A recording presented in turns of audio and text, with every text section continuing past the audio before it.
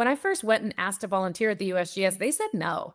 And normally that would leave me like scuttling back to my little cave, like, oh my God, I'm so embarrassed. They said no to me. I should never do that. But it helped that there were still aftershocks. I went and I asked again. Earthquakes are inevitable geologic events that can be extremely destructive to our human communities and infrastructure. So we need people to study them. And that's where earthquake geologists come into play. So, what do earthquake geologists actually do? I mean, how do we even study earthquakes if we can't predict them and they happen underground? And what might an earthquake geologist make in terms of salary? Well, today I'm thrilled to welcome the amazing Dr. Wendy Bohon, also known as Dr. Wendy Rocks online. She's an earthquake geologist at the California State Geological Survey and an amazing science communicator. And she's here today to answer all of your earthquake geologist career questions. So let's jump into the conversation. I am Wendy Bohon. I'm an earthquake geologist and a science communication specialist, and I'm the branch chief of seismic hazards and earthquake engineering for the California Geological Survey.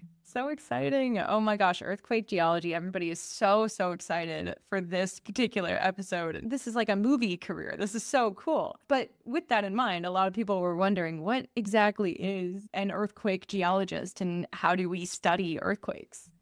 Yes, thank you for asking that question, because when I tell people what I do, everyone assumes I'm a seismologist, which makes a lot of sense, right? But seismologists study the inside of the earth, usually using things like seismic waves in order to figure out what's happening down there where we can't get to. I am more tactile. I am very interested in how earthquakes actually change the rocks themselves and change the surface of the earth. So I look at like the geomorphology, studying the shape of the earth and how earthquakes in the past have changed the earth to look the way it does now. And earthquakes leave clues in the landscape and in the rocks. And so I study those clues in order to figure out what earthquakes happened before, when they happened, and try and use that information to figure out when they might happen again. So that's my job. I like the rocks, the soil, the dirt itself. Oh my gosh, that sounds so cool. I've always had research that's like paleo-oriented ancient Earth and reconstructing ancient Earth and using that to understand modern Earth. So that's right up my alley. That sounds amazing. And so one thing that I know we geologists have pretty much come to terms with is that we can't really predict earthquakes. And so that leaves a lot of people wondering, if we can't predict earthquakes, why is this field important to study? Like how is this helping us when it comes to being prepared for these disasters? That's a really good question too. So for a long time, earthquake preparedness was sort of the holy grail of earthquake science. But the way I think about it is that even if we could predict earthquakes, we still live in places where earthquakes occur. And so we need to make sure that our businesses, our cities, our towns, our schools, our homes are actually ready for earthquakes. And to kind of come at the question sideways, there's no such thing as a natural disaster. What we have are natural hazards like earthquakes that overlap with vulnerable human systems like cities, towns, buildings, people. And so how can we reduce the vulnerability of our systems in order to make sure that these hazards, which we can't stop, don't turn into disasters? So earthquake prediction is one way to do that. But if we could predict earthquakes, then we evacuate the people and we come home to a ruined city. Like that doesn't seem like a great option. So where we are putting a lot of time and energy right now is how can we make our cities more resilient, make sure that people are safe, and make sure that our buildings, our infrastructure is usable after the earthquakes occur. And so, while earthquake prediction would be great, I would love to be able to predict earthquakes, collect a Nobel Prize, save lives and potentially property. But there's a lot of different ways that we can address those same questions and make sure that we have a resilient society also. Oh my gosh, I had never heard it put that way. There are no natural disasters. There's natural hazards that get in the way of our, communities that we put here. Like, that's so true. I mean, it is really and that's something I keep hearing more and more with a lot of people in various hazard, research fields, whether it be landslides, earthquakes, and other geologic hazards that come at us. A lot of people talk about this word resilience and increasing our resilience. And so that's just super important. It also helps to give us more agency. We have this idea that these things are happening to us and there's just nothing that we can do. And that's actually pretty far from the truth. A lot of things are within our control. It's just a matter of whether or not we choose to do those things. So how do we be proactive about earthquakes rather than responding after the earthquake has happened. And so I spend a lot of time thinking about how we can message that to the people that can make those kind of decisions, whether it's homeowners or lawmakers. How can we be prepared for earthquakes before they happen to lessen the impact when they do inevitably occur? So important. And so with that, what initially inspired you to pursue this career? Was it an experience from your childhood, maybe an earthquake that you experienced, or was it kind of a winding path to get here? So in high school, I very much identified as an artist, right? I did porcelain tile painting and ceramics. I wrote poetry. I was in theater. My undergraduate degree is actually in Shakespearean theater. So earthquakes were not on my radar. I grew up on the East Coast, was not a thing for me. And then I moved to California to do acting, not because I was super into film or anything, but just I didn't really want to get a real job. And I was 21, and Hollywood is a great place to live if you are young and don't care about having health insurance. And eventually there was an earthquake. It was the Hector Mine earthquake, a magnitude 7.1 out in the desert. It woke us up. It was in the middle of the night. The aftershocks are rolling in, and it was fascinating. So I went and started volunteering at the USGS Earthquake Hazards Program in Pasadena, and they took a chance on me. I was so lucky, right, that they said, okay, you seem very persistent, and you really, I did have some geology background because I thought it was really interesting, took a lot of geology classes in college. And then I like to talk to people. And so it was a good meshing of the things I was good at and interested in. And so that was how I got into it. And once I started doing outreach and education at the USGS, I really started to see how important good communication was to people that were at risk. And so I eventually decided I wanted to go back to grad school and get degrees in earthquake geology because I wanted to understand more about the science and because I wanted to be able to help people in a different kind of way. So that was my circuitous path into it. And since then, I've been working really hard to meld the science with the communication and kind of act as a translator between the scientists that are doing the work and the people that need to apply that work in order to make themselves more safe or their communities more safe. So that's kind of the niche that I found, and it's a lot of fun. So Oh, absolutely. I think what you said about persistence, it's underrated, but persistence will get you a lot of things. If you go ask professors to work with them, or if you go ask people, researchers you want to work with, it goes a long way, persistence. But also, I realize I don't think you mentioned in your intro who you are online. Do you want to shout that out? oh yeah, you can find me online. I'm Dr. Wendy Rocks, or on TikTok, I'm Dr. Wendy Rocks It. And that was actually a Twitter crowdsourced handle because I was just my name and that seemed really boring. So I was like, hey, pocket friends, like, what should I be called? And that was the one, like, I got 5 or 6 recommendations and then I did a poll and that was the one that won. So that's what I've been, I don't know, going on 10 years now, I think. So it's been a lot of fun. But to the persistence point, when I first went and asked to volunteer at the USGS, they said no. And normally that would leave me like scuttling back to my little cave, like, oh my God, I'm so embarrassed. They said no to me. I should never do that. But it helped that there were still aftershocks. I went and I asked again. And a lot of times when people will say no, what they mean is not right now. And I don't mean this about like if you're asking somebody on a date. I mean like, hey, I would like to work with you, professor. And they say no, that may mean that they don't have funding or they have too many students or it's not about you in particular a lot of times. So don't take it personally. It's okay to keep trying and to ask questions and to do a little bit more investigating. Persistence and grit and curiosity are the most important things, I think. Wow. So the aftershocks were like Earth telling you, go try again.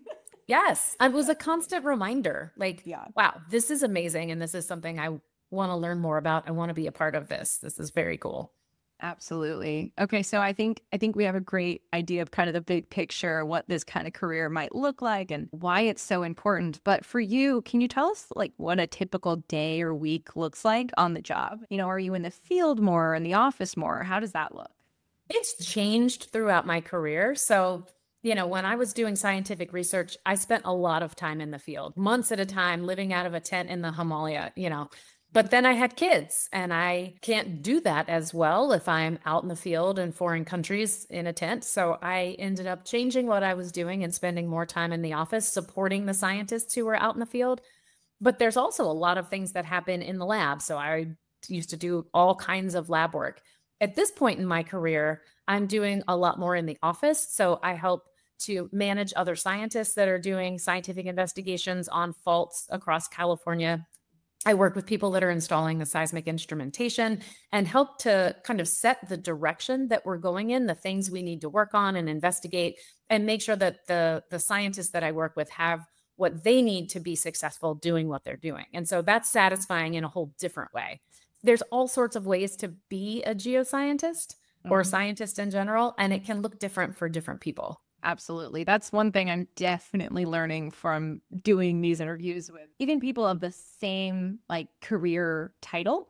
I had 2 different environmental consultants on, one that was in the field like 90% of the time, one that never went in the field anymore because she was more senior. And it's just crazy to see this wide variety of options out there for whatever industry you want to go in. But speaking of, you mentioned kind of helping the scientists that are doing these things get what they need to do their science.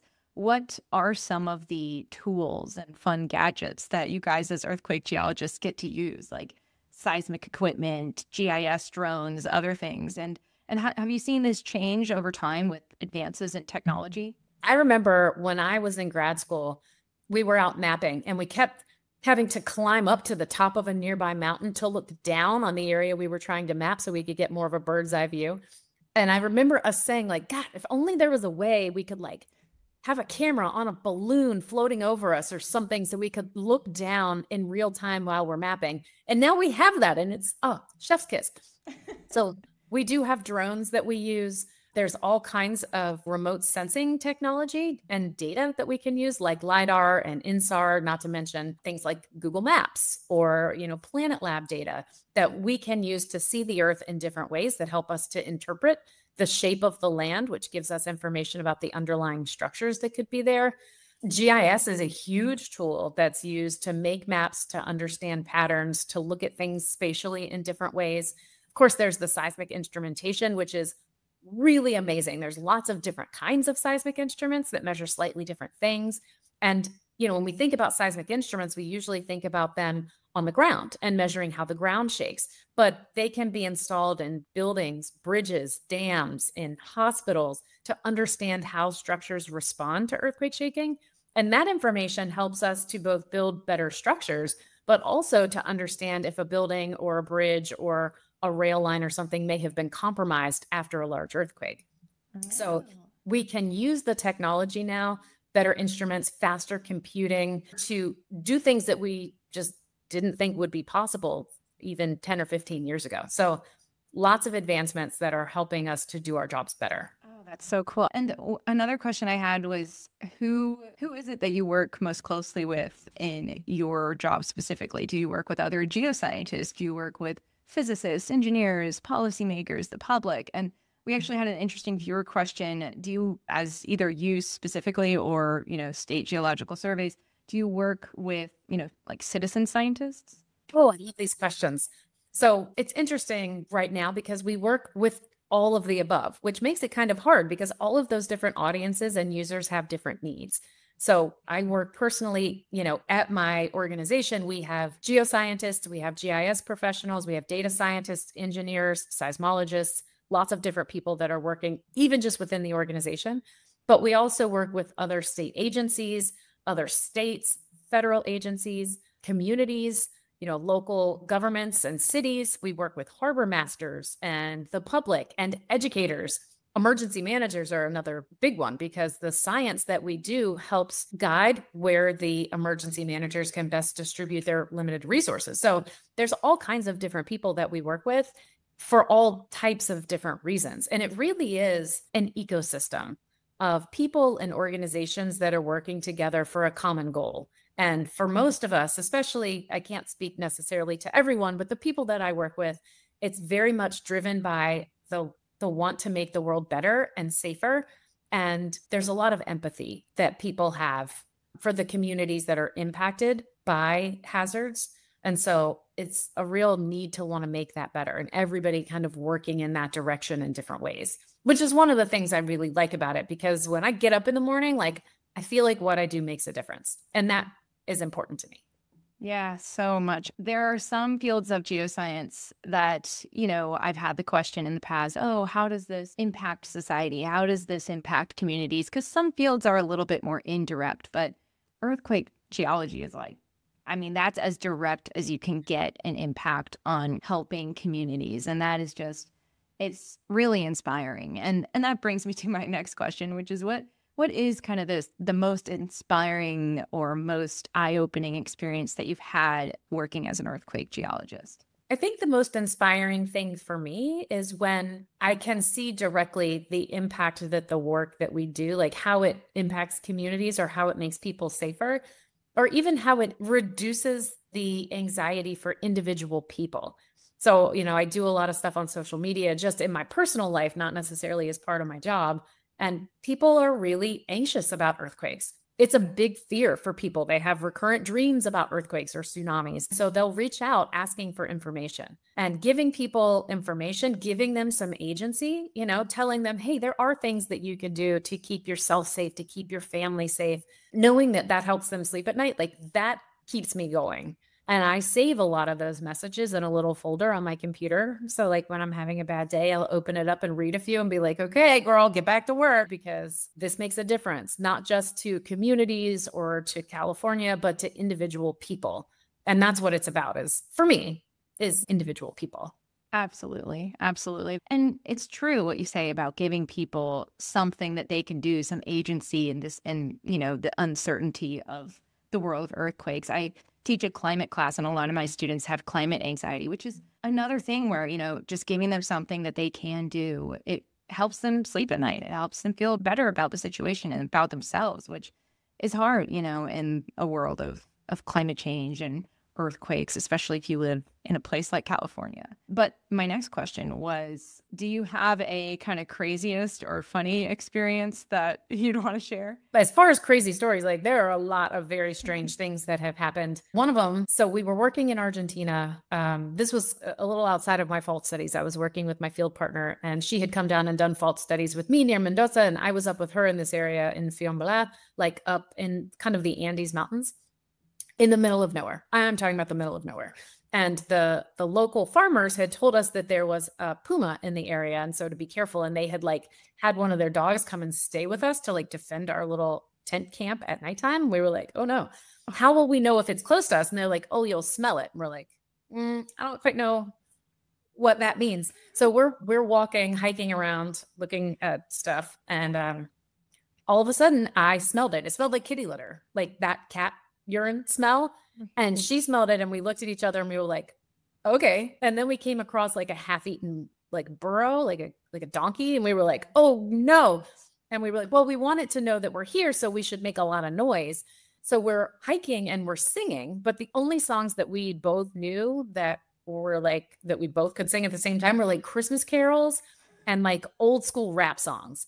And so we're hiking and singing Baby Got Back and Jingle Bells. It was just very, very strange. That's incredible. And we never saw it, and we were fine. Well, there you go. So, oh my gosh, that's going to go down as one of the best stories. Okay, to now everybody's favorite part of these interviews, the viewer questions. Everybody was so excited for this episode and for you to come on. Earthquakes are something everybody's curious about. So a couple of these questions later on will be on more of the science than the career-focused ones, but we'll start with what are the most common misconceptions or myths about earthquake science that, you run into? Oh my gosh. Is there earthquake weather? No. Earthquakes start miles below the surface of the earth. So by and large, the things that are happening up here don't have any impact down there. It's a common misconception because people want to make patterns out of things. Wow, do our brains love patterns? Think about constellations, right? Are there actually pictures in the sky? There are not, but we all agree that they're there because our brains like patterns.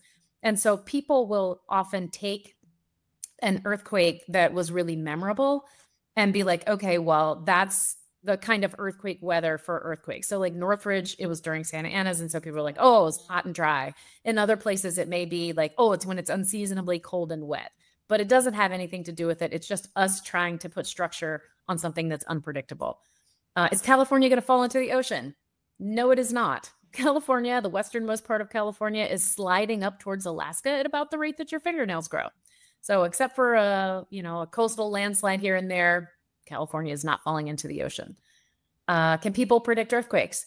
No, they can't. And anyone that says differently is selling something. So don't buy into the fear mongering and the clickbaiting of earthquake prediction. That smaller earthquakes prevent larger ones from happening. You hear that a lot, and intuitively that makes sense, but that doesn't work out because of the magnitude scale. So if we imagine, this is my spaghetti magnitude scale because I love to eat. So if we imagine that one strand of spaghetti, breaking that is equivalent to the energy released by a magnitude 5. Okay.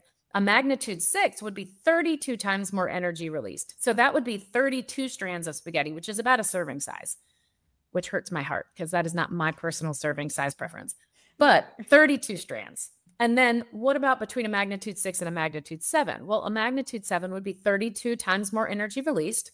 And so that would be 1,024 strands of spaghetti. So like 2 boxes of spaghetti. Wow. What about between a magnitude 7 and a magnitude 8? Well, that would be 32 times larger, which would be more than 33,000 strands of spaghetti. Okay, so when we're talking about how many magnitude 5s it would take to equal a magnitude 7, it's a lot. And so even if we had lots and lots and lots of magnitude 4s, they're not going to be able to relieve as much energy as just one magnitude 5, and so on and so forth. So that's another big one that we come across.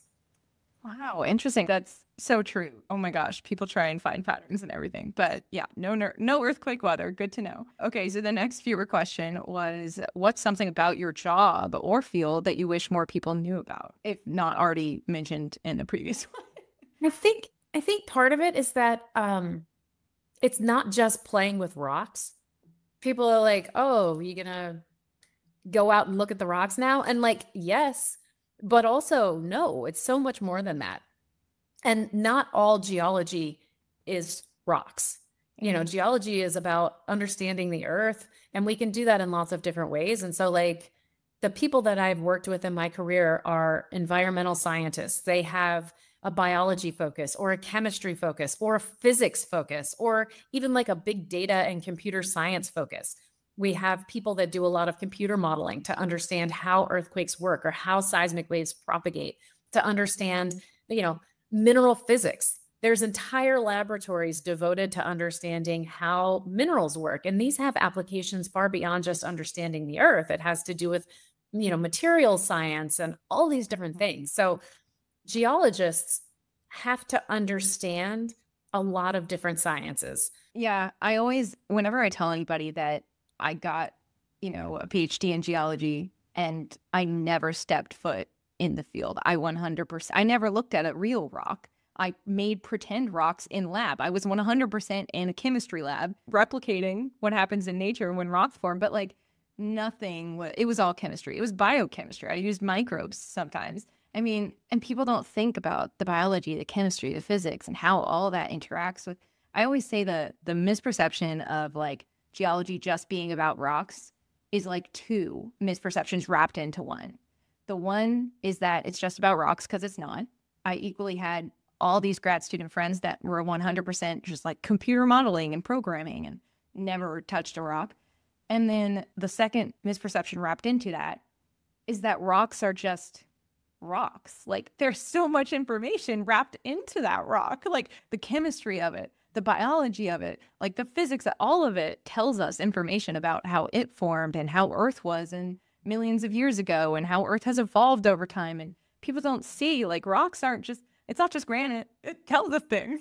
1,000% yes. Like the rocks tell us a story. And once you can learn the story of geology, the language of geology, you can start to untangle and read the history of the earth, the history of the place where you are, how it formed, what happened in the past, and then get ideas about what could happen in the future. Like to me, it's a profound way to look into deep time, because it's just a set of clues, and we are just detectives using all of these clever tools in order to decipher what's happened before. It's awesome. True. It's so true. It's like deep time forensic science. It's so true.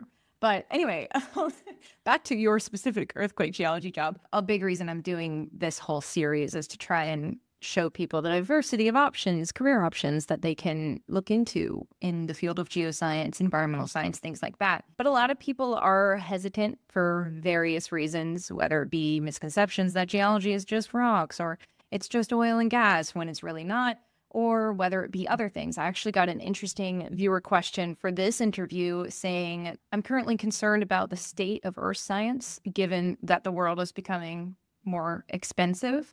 And so is it still worth pursuing this field? And I thought this was interesting because they're kind of implying that going into earth science would not be very financially rewarding.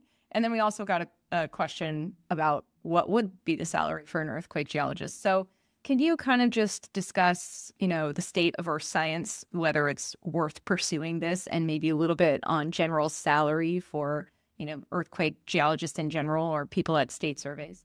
First of all, I think it's important to talk about salary because it is real world. And if we don't talk about what salaries to expect, we don't know if we're being undervalued. And people need to be paid appropriately for their time and expertise. No shame in that game. So the first thing is that no one goes into science to get rich. And people will choose careers for lots of different reasons. And some people are pursuing, careers that are more financially lucrative for all kinds of different reasons. Science is not going to be for the people that really want to achieve mega billionaire status. Oil and gas jobs tend to be the most well compensated. You can make quite a nice penny doing exploration, geology, exploration, geophysics. But you can also make some good money doing other types of geology. So when I started off, I don't know how long ago that was, 10 or 12 years ago, I was not making six figures. I think I came in making maybe 80,000 a year. And since then, I am now well into the six figures, as are most of the people that I work with. And so it is a comfortable career. Working for state surveys, it also varies depending on where you live, right? So some places are less expensive to live, and so you won't be compensated as highly. Other places are more expensive to live, and so you will be compensated accordingly, hopefully.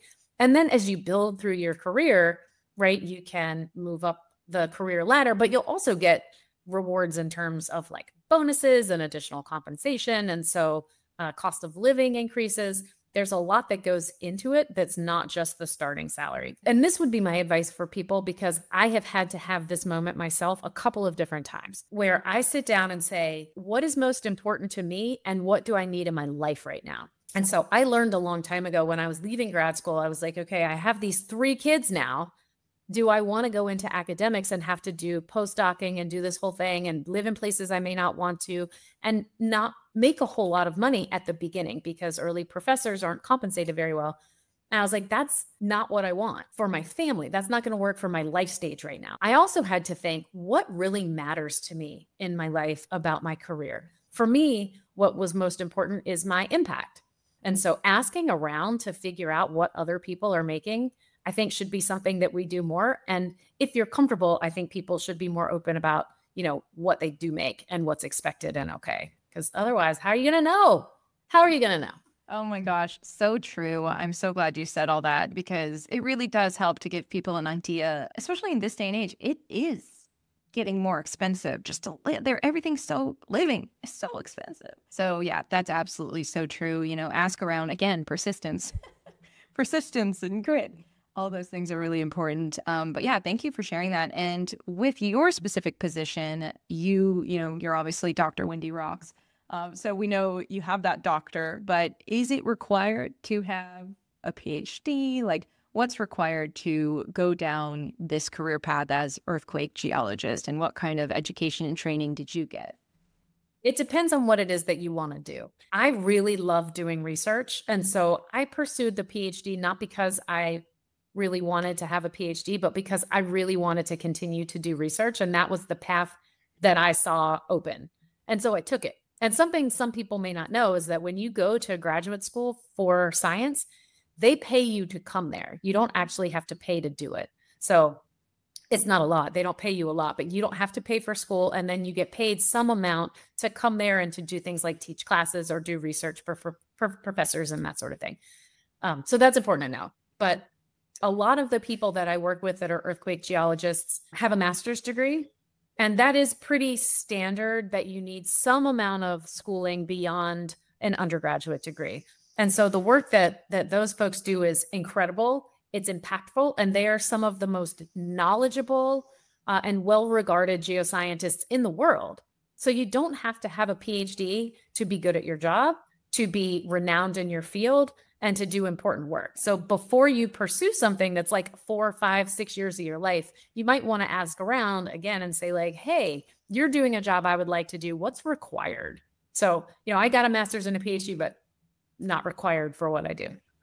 Absolutely. That's such good advice. And it's also true what you say. So many people think, oh, I can't afford grad school. You get paid. It's not a lot, but you aren't going to lose money. You're going to make a little bit. So, if you have the time, you make some money and you get closer to what you want to do, if it is what you want to do.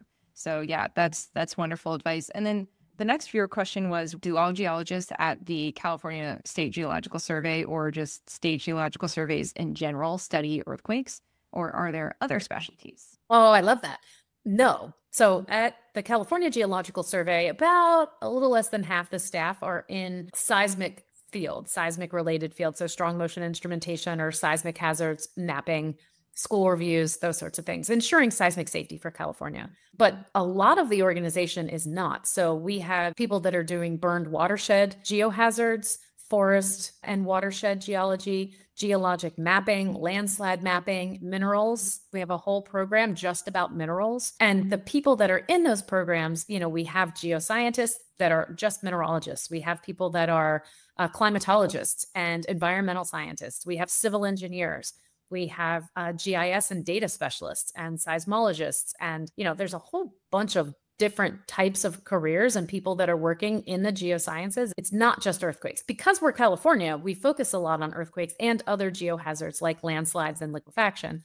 And that changes depending on where you are in the country, right? So the State Geological Survey in Maine, for instance, is focused a lot on water and water quality problems. And they deal a lot with all things water. And then you have places like Wyoming, which are dealing with a whole different suite of problems. So the focus is going to be on different things depending on like what part of the country you're in. But the people that are working on it are going to be diverse no matter what, because we're all making maps. So we need cartographers, we need people that are doing publications, we need GIS, we need the geoscientists, we need the environmental scientists, we need engineers. Again, it's an ecosystem of people that are bringing their specific knowledge and perspective to the pursuit of these broader questions that are geoscience related. So that's another thing I love is I learn so much from the people that I work with. And that is one of the greatest things because we're all working towards the same like mission and vision, but we all have our own little piece of the project that we're working on collaboratively. And it's like, oh, it's so good. Oh, that does sound amazing. Okay, so last couple viewer questions were more on the science side of things. There were a lot of earthquake questions because everybody's super excited about this. So I picked the top two. That is, are earthquakes and volcanoes linked? And are they becoming more frequent? Both good questions. They are not becoming more frequent. The rate of earthquakes through time is steady. And it'll vary, from year to year because it's a natural system and natural systems are variable.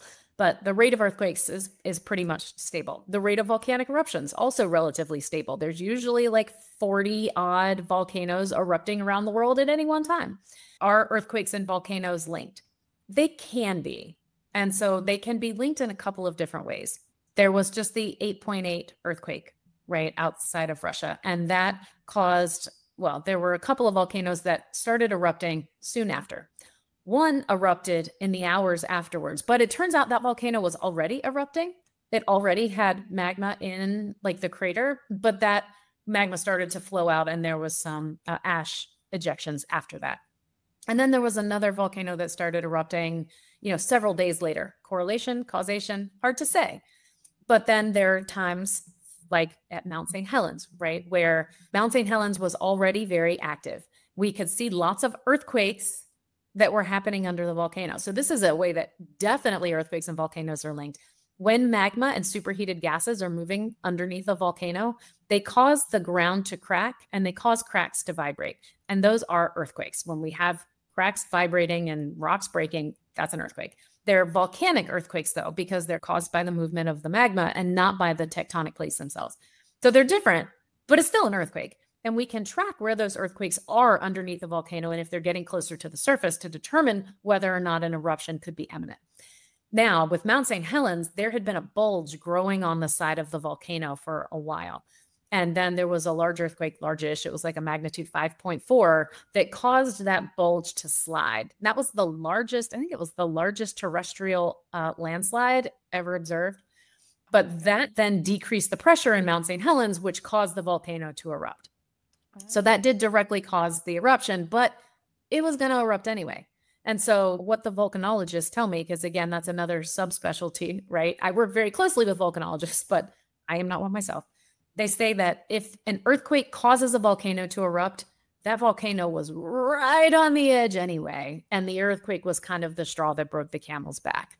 Yeah. And so earthquakes and volcanic eruptions can be linked, but usually they're not, unless we're talking about volcanic earthquakes, which are caused by the movement of the magma itself.